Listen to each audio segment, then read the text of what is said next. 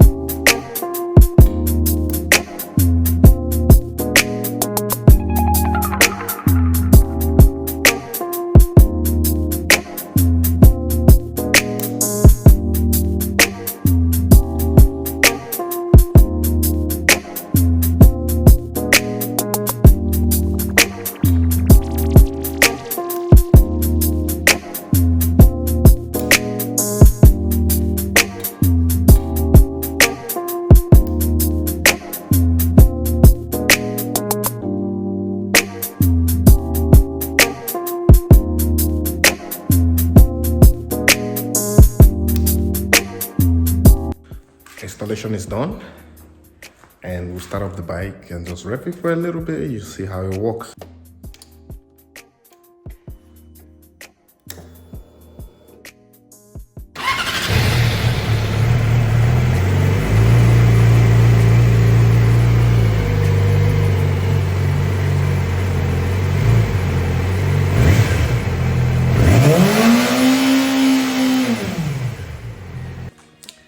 And that's pretty much, how it's done.